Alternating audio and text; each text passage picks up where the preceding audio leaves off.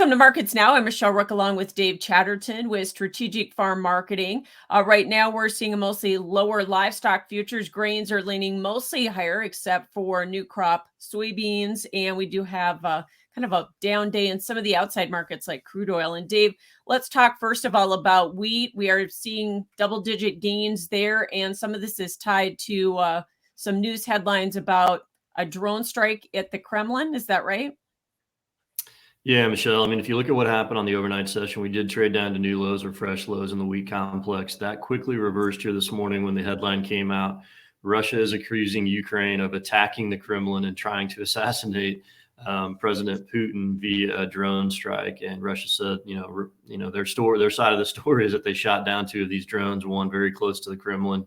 They blame Ukraine for that. Ukraine, for their part, has denied any responsibility in that. But the response here from Russia has certainly been to up the ante. And I think the trade takes that, Michelle, in terms of, look, not only are they probably going to use this as an excuse to intensify their military efforts or campaign in what is now a 14-month plus, conflict with Ukraine, but also it probably implies that any negotiations or further negotiations on the Black Sea grain corridor deal, which expire on May 18th, are probably dead in the water. And the trade has been going back and forth on that, particularly in the wheat, about whether that would, whether we would get a last minute deal on the export corridor.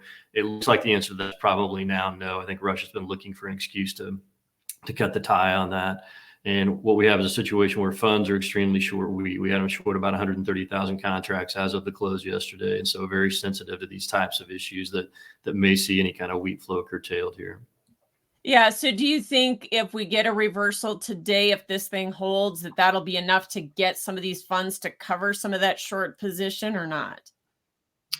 Yeah, I think we're leaning that way. We do have a key reversal on the daily chart shaping up in the daily chart. In the weekly, it's going to take a little bit more than that. So certainly I think there's room, especially with the USDA report here coming up at the end of next week, for some of these shorts to be covered. Now, whether that's a fundamental, hey, we're going to totally reverse course and create a sustainable up in wheat prices, I think the answer to that is probably not, but we'll have to wait and see what develops. Kind of been down this road a few times before, but definitely we could get a 2 or 3 day tail on the reaction to this story. Yeah, and not that we're not super oversold on both wheat and especially the corn market after being down like 10 out of the last 11 days, but corn is getting some help from the wheat spillover here today, isn't it?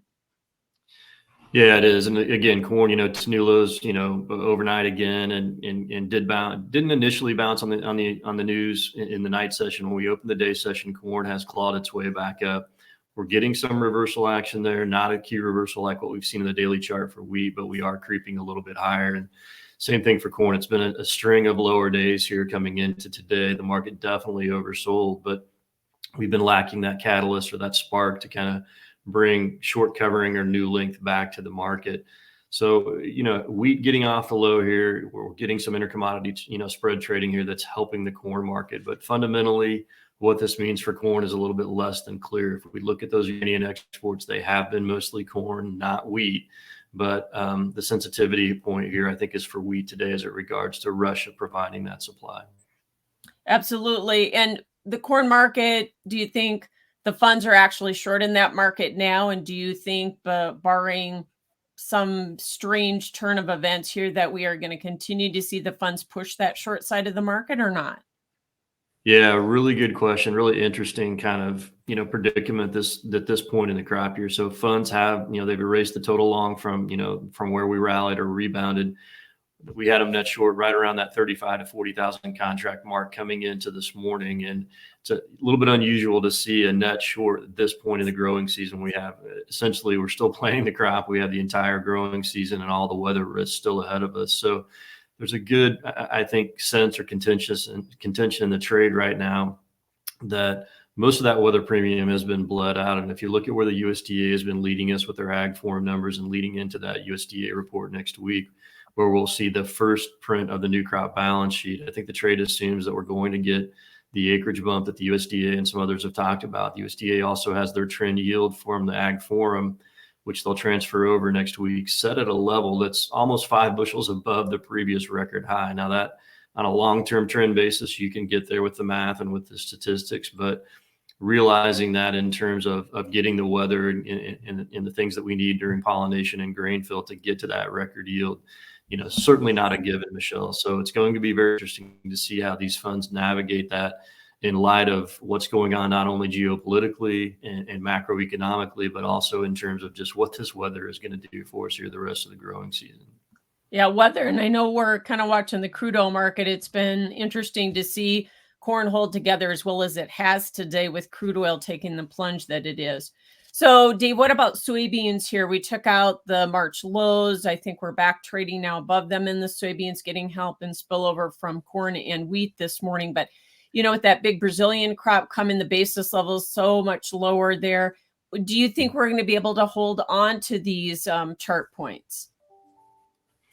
Yeah, I mean, we've seen the soybeans perform relatively better, I guess I'll say, compared to the grains here of late.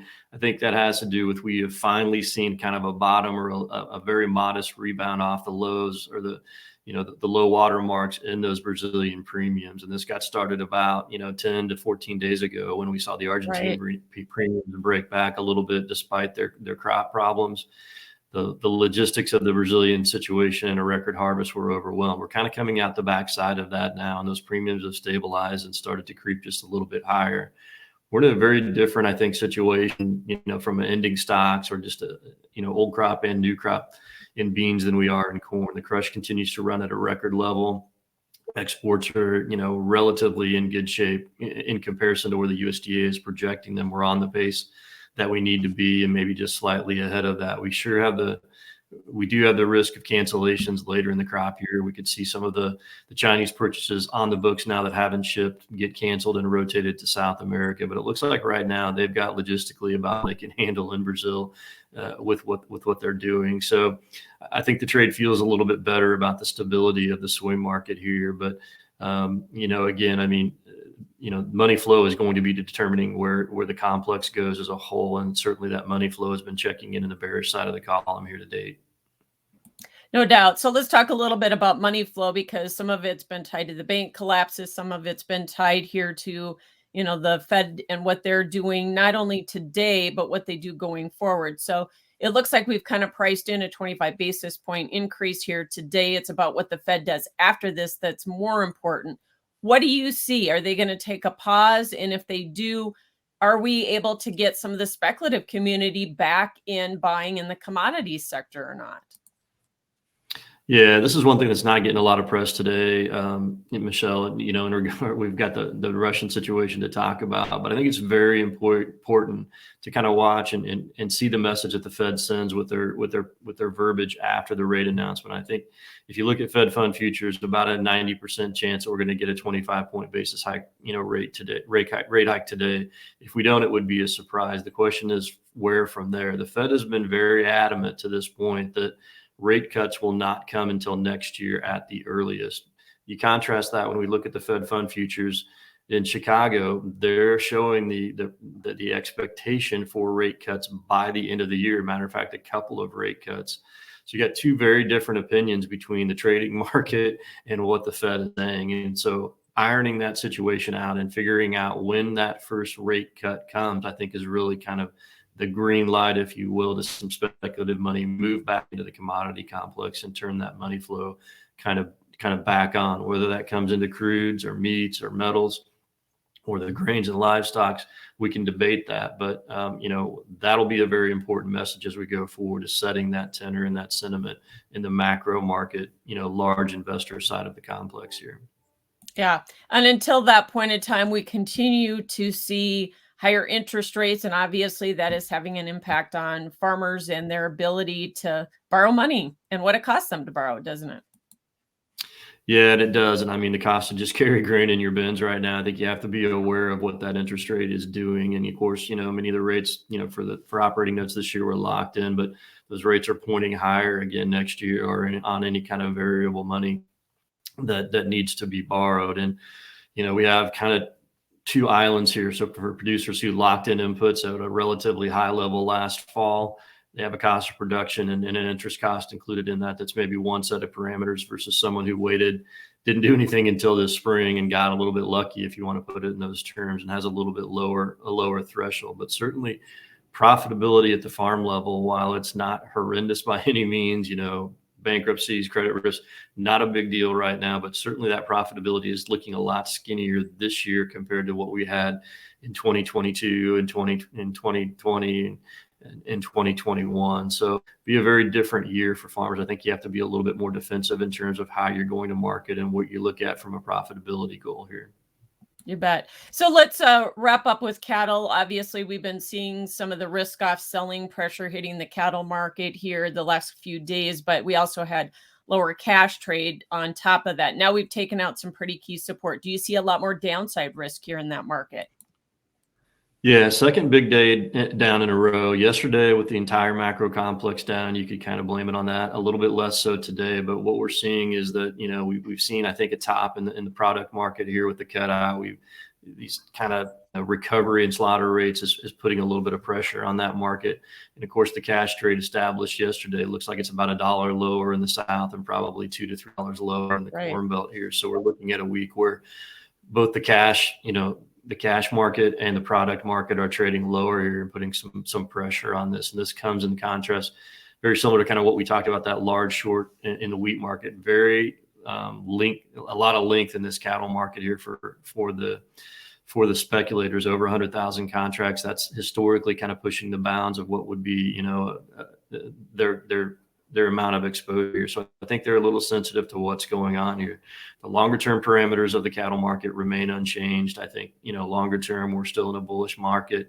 If we look seasonally, we do typically get a little bit in a bullish trend for the fats. We tend to get a little bit of a stall out in futures in May and June. Those are the biggest demand periods of the year, but we kind of fall back and then regroup later in the year. So I think this is more in the sense of following that historical pattern than it is any kind of price reversal. But we do have some additional price risk here to the downside with the fund length that is in the market currently. Yeah. And we're not even into the tightest supplies. So I know we shouldn't be super concerned. This might be a healthy correction overall. All right. Thanks so much, Dave Chatterton, joining us with Strategic Farm Marketing. And this is Markets Now.